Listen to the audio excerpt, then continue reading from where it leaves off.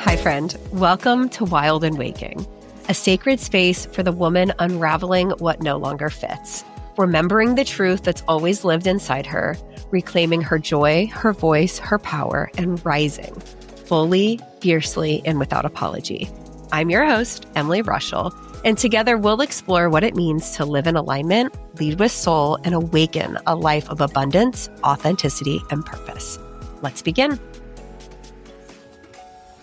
Hello, friends, and welcome back to Wild and Waking. I am joining you still pregnant. It is Wednesday. I am due on Saturday.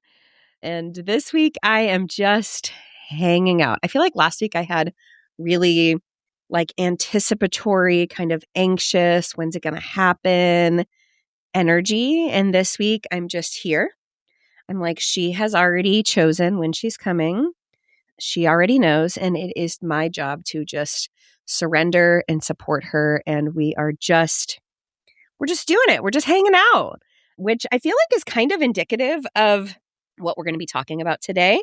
So for context, this is part 3 out of 4, where we are deep diving the Wild and Waking journey, the Wild and Waking framework that really guides and shows up in every ounce of work that we are doing here together as of lately, whether in my coaching group programs, the podcast content, and beyond. And this is a cyclical journey of soul deep transformation. So if you have not listened to the past 2 solo episodes, go ahead and hit pause here now.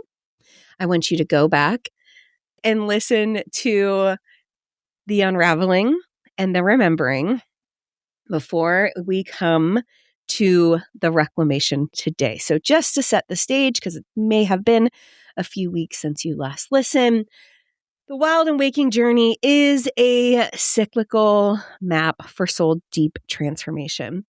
It is not a rigid roadmap or a one-size-fits-all formula. It is a living, breathing spiral, a rhythm that you and I will move through again and again and again in our own unique ways. The journey is not linear. It is not about finishing one phase before entering the next. It is about learning to recognize where you are right now and honoring that place as sacred. Some days you may feel like you are unraveling and rising all at once. Other times you might revisit a phase that you thought you had already moved through. This is not a failure. This is truly how it works. That is how growth actually moves. Each of the 4 phases, the unraveling, the remembering, the reclamation, and the rise, serves as a portal into deeper truth, self-trust, embodiment, and aligned action. These phases will meet you where you are today. Again, they are not steps to follow. They are invitations to continue coming home to yourself. You know you are in the unraveling when something starts to feel off. Maybe you can't quite name it. You go on an exploration, start pulling on threads, asking deeper questions. The remembering is really when that whisper of intuition returns. You start to figure out and remember who you were before all of these other stories and layers of conditioning that you've been handed. You'll recognize the reclamation when you start setting boundaries, choosing life differently, rebuilding your identity, like really the pieces start clicking back together. And then you'll live into the rise when your embodied truth ripples into your leadership, your work, your relationships, and your legacy. We'll touch on that one next time. The framework is the heartbeat behind everything I create, from my coven group to retreats, coaching containers, community spaces, podcast content. It is a sacred scaffolding that holds you and I while we peel back the layers, reconnect with our truth, and rise into the women and leaders that we were born here to be. So without further ado, we are tapping into the reclamation today. And I actually really love that this has come up today, just based on some conversations and instances that I have had. First of all, there was a video that popped up on my feed today, not going to lie. spent some time just laying in bed, scrolling the socials unapologetically. I had nothing on my calendar. And I'm like, I would like to record a solo episode today. I need to run to town. And otherwise, I am straight up resting. Anyway, a video popped up. The Instagram account is No Nonsense Spirituality by Brittany Hartley. I actually just got her book in the mail too, which I'm really excited about. But it was a video where she was stitching another video that she had been tagged in repeatedly. And this woman was just sobbing. She was a little bit older. I'm going to guess with very little context, maybe in her 60s, 70s or so, just kind of based on the way that she was talking about herself and her life. And she was sobbing, just talking about how she was going through this process of a total crumbling. Like, honestly, it was a description of the unraveling phase. It was like something had happened. There was this whole domino effect, and she was in the process of trying to wrap her head around, like, is there any truth in anything that I've ever believed? She was like, my religion, my marriage, my politics, my sense of self, like all of these things. And it felt so exhausting and so heavy. And she was basically like, how am I ever going to get through this? Like, how have those of you who went through this journey sooner been holding space for this while I have been so blind? Like, she was expressing deep grief for what she didn't know and the way that she had been blindly moving through the world before. And so Brittany stitched it. And I think that this is important for setting up the reclamation, in that she said, well, first of all, we're going to look at this in two chunks. She acknowledged, like, the phase of life in which you are doing this is really hard. When you are young, when you are in adolescence, when you're a teenager, when you're in your 20s and even into your 30s, there's a level of openness and neuroplasticity and reception to new ideas that it feels less uncomfortable to go through. It is fundamentally easier to reshape everything you know to be true the younger that you are. And so she was acknowledging, like, the phase of life that you are in, that you have literally built everything you've ever known for an entire lifetime, for decades and decades and decades. And now you are at this point is so freaking hard. So there was part of this just like celebration and grace and acknowledgement of like, yeah, you are in it. And this is not going to be easy and it's not supposed to be, but like, wow, what a celebration that you are at this point of basically going down this wild and waking journey. As the whole time she's talking, I'm like, oh my gosh, yes, this is literally what we are talking about.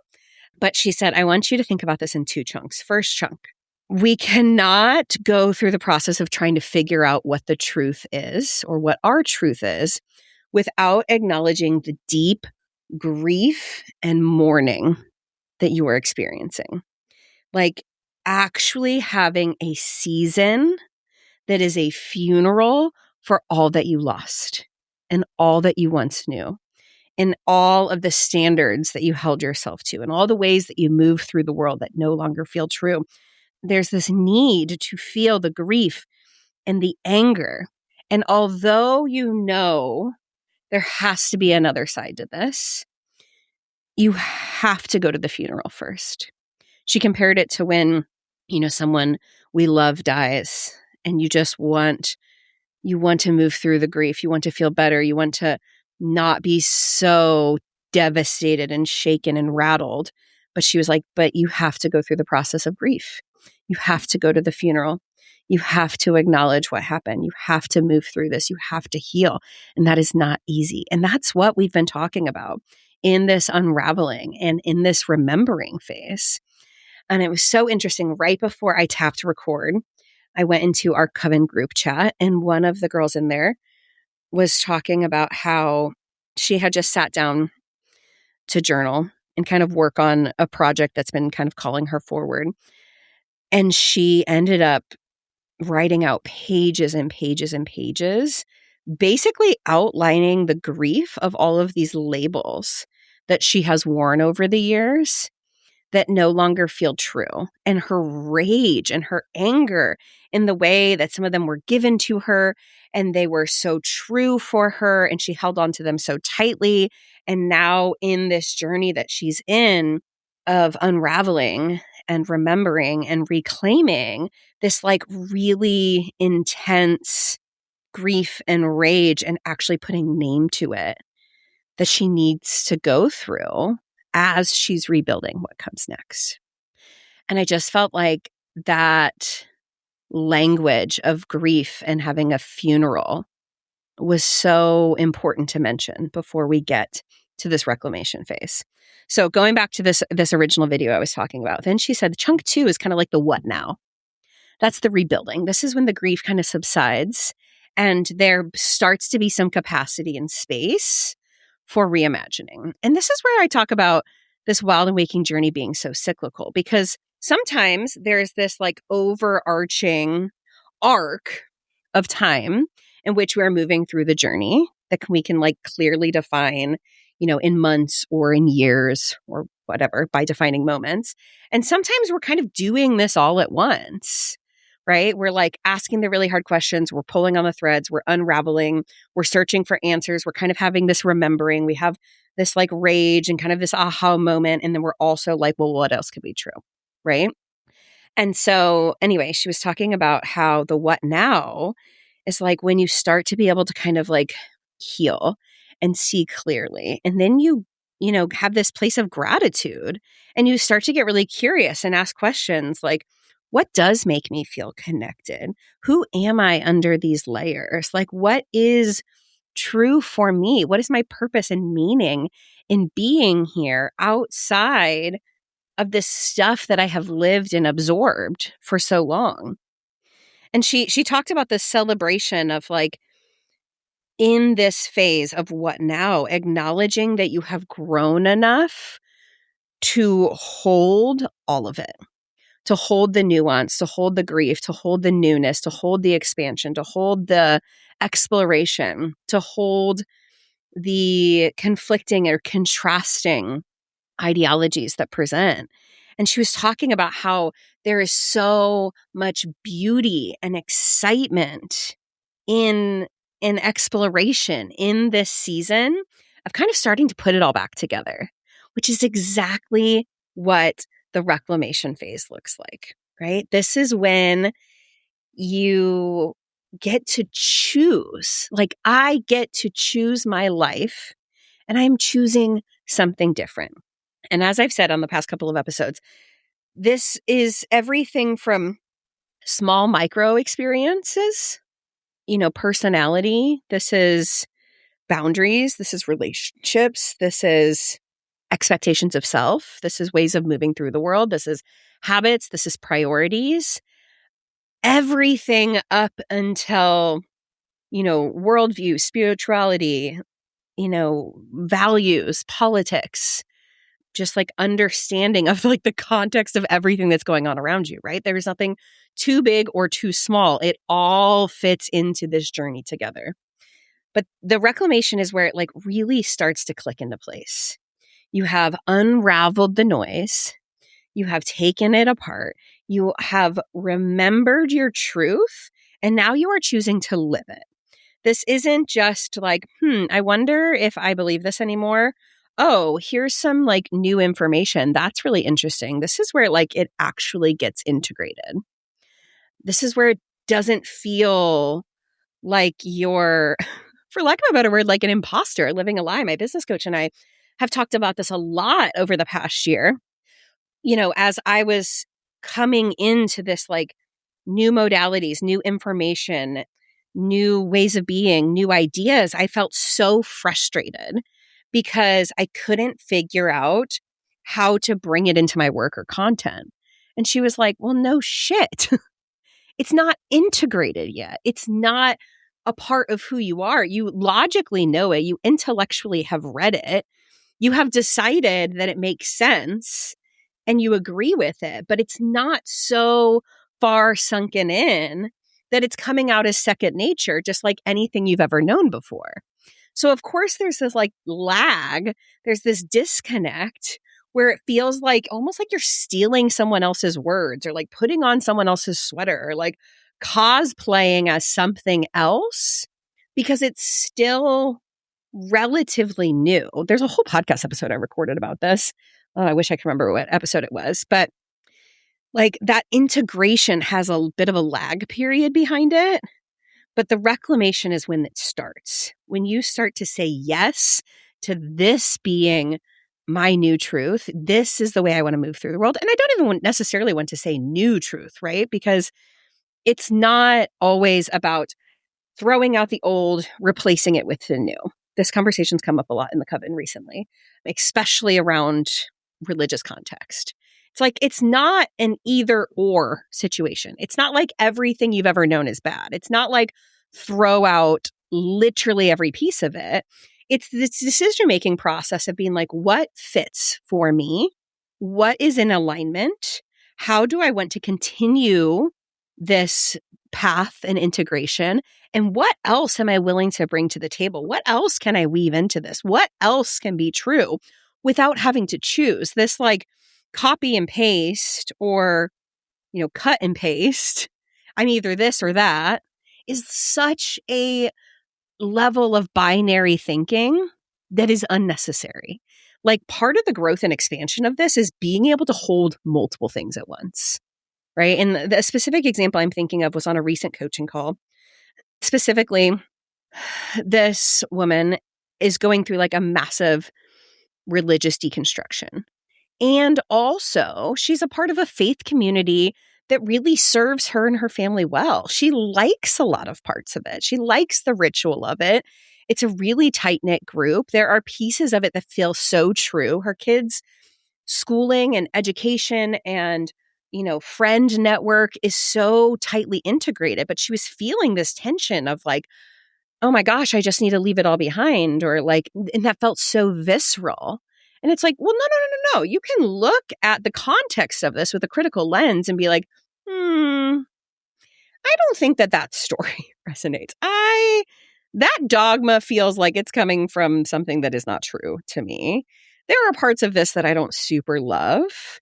And here are some expanded viewpoints that feel really familiar, like something my soul has always known.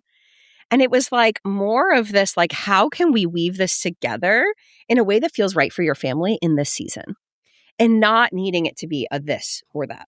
Okay. So I don't want to say in the reclamation that it's all choosing new, but it is like making the conscious choice for what fits, right? Not every single thing that your parents or family of origin ever did in your upbringing was bad or wrong. Probably.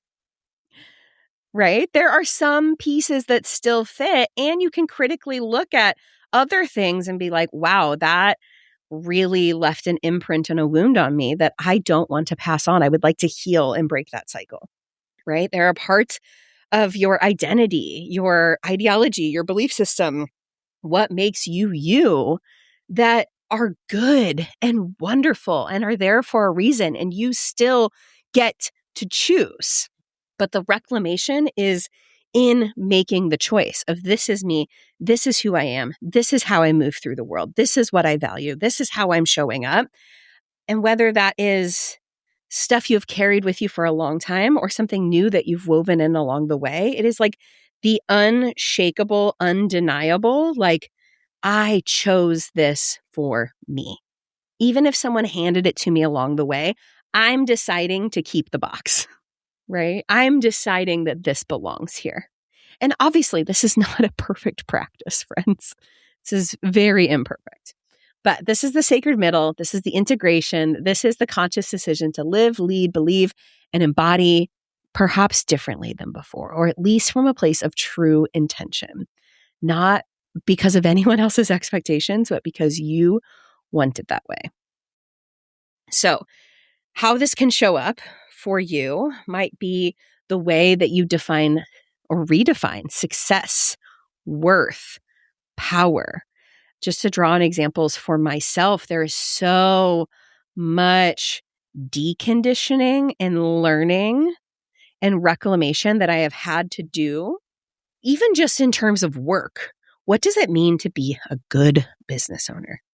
What does it mean to show up well and serve? Where am I defining my worth? How does my work fit into my reality?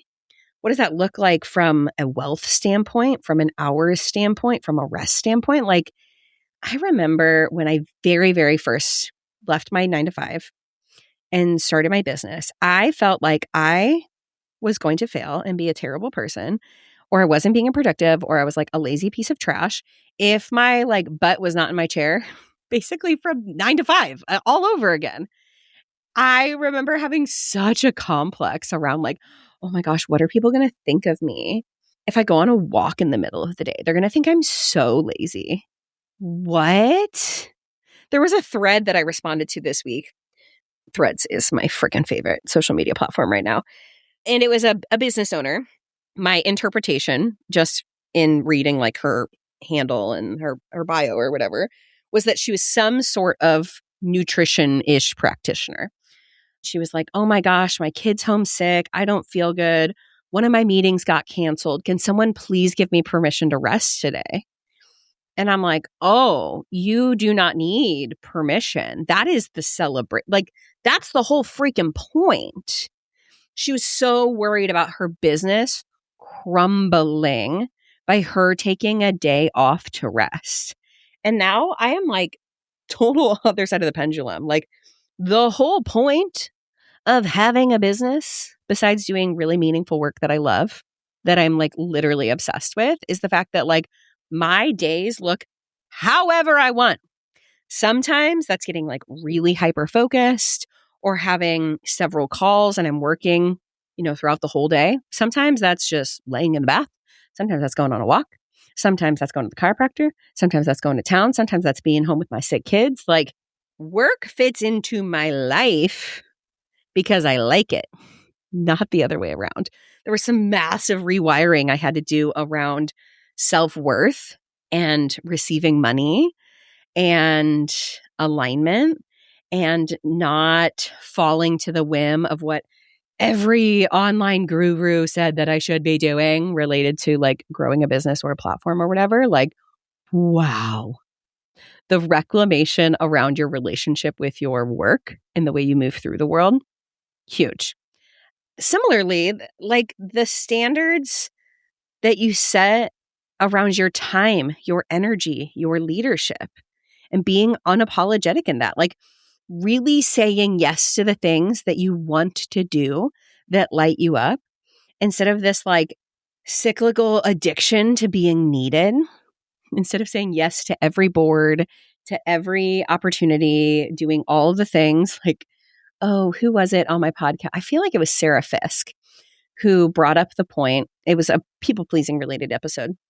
And she was like, schools, churches, most nonprofit organizations, the PTA, literally would not exist without the unpaid labor of women. Like, simply would not exist. And I'm not saying don't volunteer. Like, my heart is in the nonprofit space. Like, I spent several years there. I started a children's museum. I love being able to be active in my kids' school when I can. I help with my daughter's Girl Scout troop, right? Like, there are things that light me up that feel so enriching. But I know my independent worth outside of needing to be needed and feeling validated by doing everything for everyone else at the expense of my time and energy, right? I can think of so many women I know who have like actively been working on that over the last year. They're like, I said yes to everything. I was afraid to say no. I thought people would be mad at me. And I thought that the more I did, the more that they would like me, the more valuable that I would be, the more loved I would be, the more that I wouldn't hate myself. That's hard. Letting people down, hard, right? So when you start to reclaim the standards for your time, energy, and leadership, that's a huge thing. And it doesn't, I know someone's like, oh my gosh, you sound like such a bitch when you say that. Like, no, I'm not being an asshole. I'm saying no. I don't have the capacity for that, right? Like, it's like having the awareness to know how much you want to have on your plate, right? All of these things are so good in isolation.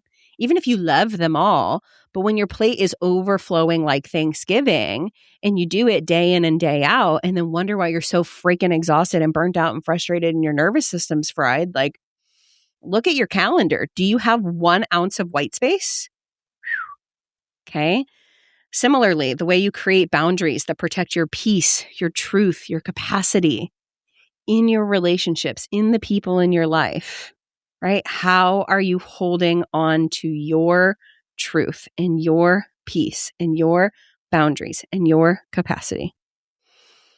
This is when you start taking some of those bold, aligned actions from your new identity, where you set down the badges of urgency and busyness or old survival patterns. This might be where you make some really big intentional pivots in your career, in your relationships, in your business, in the way that you express yourself, right? It's like you've asked all the hard questions. You kind of remember who the fuck you are. You know where something's not aligned anymore. And this is where you start taking some moves to do something about it. Maybe it's a big job change. Maybe it's ending a relationship. Maybe it's starting a relationship.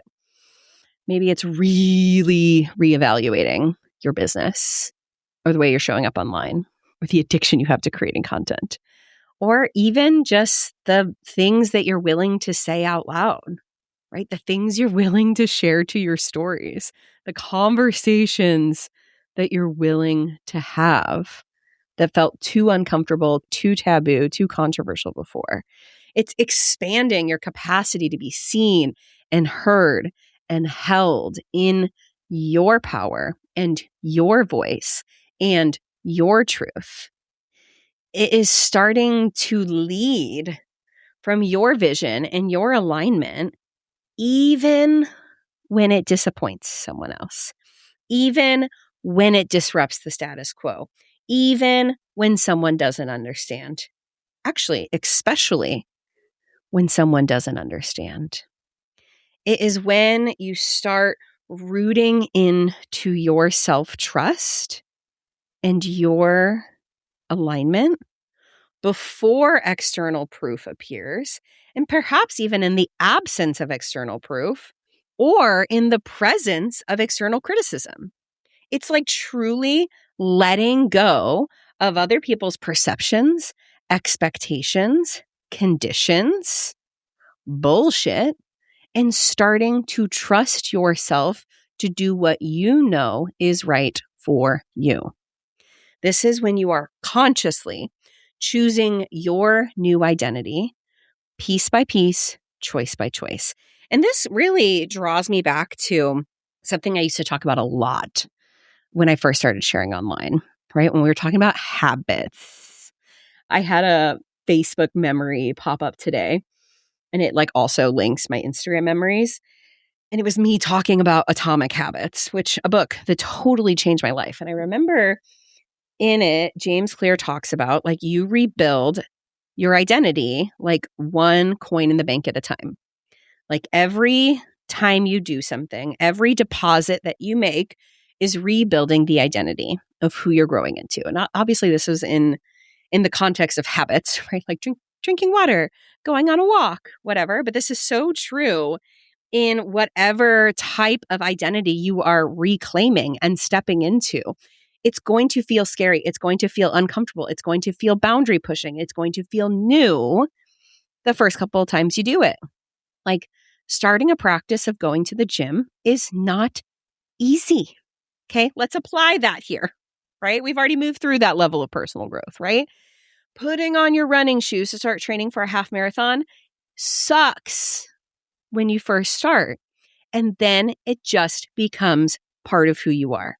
Okay. In end of 2019 to 2020, I went from being quite literally the opposite of a runner, like allergic to running, to running a half marathon. And that journey showed me what it looks like to stretch well beyond my comfort zone, start embodying a new identity before I believed it was even possible, start thinking, talking, acting, writing about something as if it was already true, even though I had no previous evidence that I was that type of person.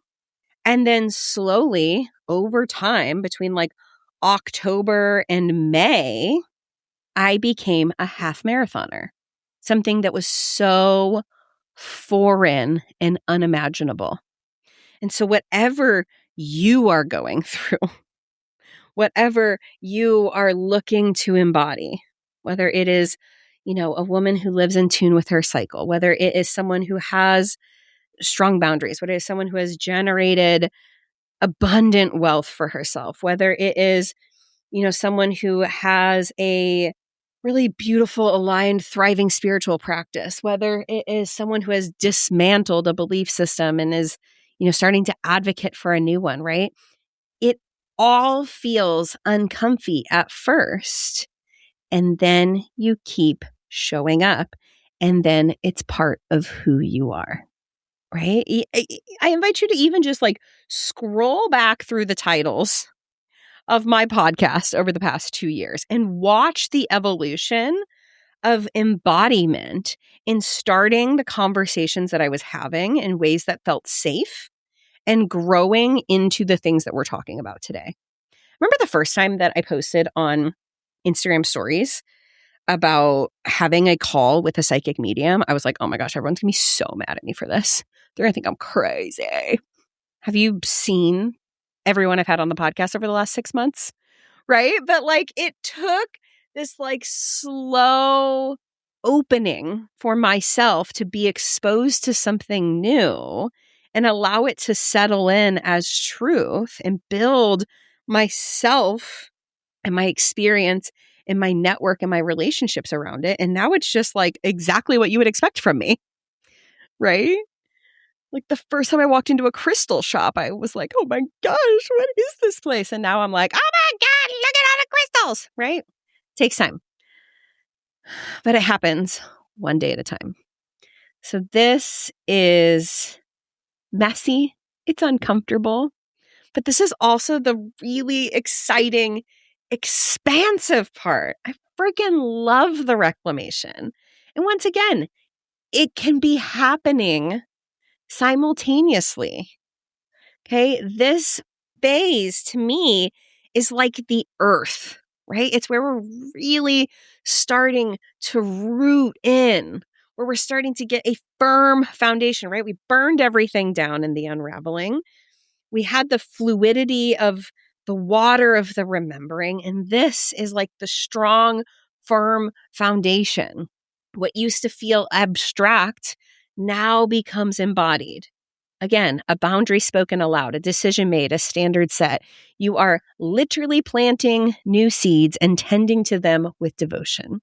This is where your truth takes shape in the tangible world and you start building a life aligned with who you really are and who you want to be.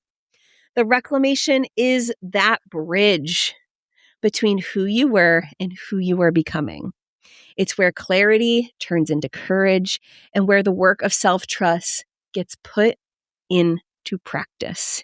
Here, you stop waiting for permission and you start choosing on purpose. This is where you set boundaries that protect your peace, where you practice speaking the truth even if your voice shakes, where you run tiny aligned experiments that stretch your comfort zone and build your confidence. This is where you learn that your power doesn't come from being understood. It comes from being seen. It is not always loud or flashy. It is often subtle and steady, a series of choices that begin to reshape your reality from the inside out. Okay. The number of women that I have worked with for multiple years who are really, truly living in different realities than when I met them is my favorite part of what I do. And sometimes the external circumstances have not changed one bit whatsoever, but the world that they are living in their mind, this reality that they have created, has transformed. It is where you begin to taste the freedom that comes from living your life in a way that reflects who you are. So, as you are going through this journey of reclamation, Here are some guiding questions to help ground you into this energy. What boundary would most protect your energy right now, and what's holding you back from setting it? What truth needs your voice, even if it shakes? What is a tiny aligned experiment that you could run to stretch your capacity? Where are you seeking to be understood when you're actually ready to be seen? How would you show up if you trusted that your worth was inherent, not something to earn or prove? What vision for your life scares and excites you, and what is a small step that you can take towards it? What beliefs, relationships, or patterns are you finally ready to totally shed so you can rise into this embodiment? Where are you still dimming your life to keep others comfortable and safe? And what if you stopped? What if you stopped? Yesterday on my Evolve Mastermind call, we were talking about how so many of us have moved through the world for so long, managing other people's perceptions, experiences, emotions, all of it. And as much as we are trying to protect those people or protect ourselves, what we are really doing is self-abandoning every time. And so what would it look like to release the expectation and to start living for your truth, start embodying the identity that you want to hold, because it feels really fucking good. It feels so good to move through the world knowing who you are. It feels so good to stop drowning in other people's expectations. It feels so good to lay down the rules that were never yours to begin with. It feels so good to know who you are and how you want to show up. And it doesn't mean that it's always easy. It doesn't mean that it might not also come with a side of heartbreak. But I promise it feels better than continuing to stretch yourself or contort yourself into spaces that no longer fit for the sake of perceived belonging. For quite a while, I didn't say things that I was being called forward to say in fear of losing my place. I was acting from a space of like totally unspoken acknowledgement and approval from people that now looking back, I'm like, there is 0% part of your life that I even want to embody as within myself. Why was I so worried about what your perception of my reality was? But we do it. We do it every day.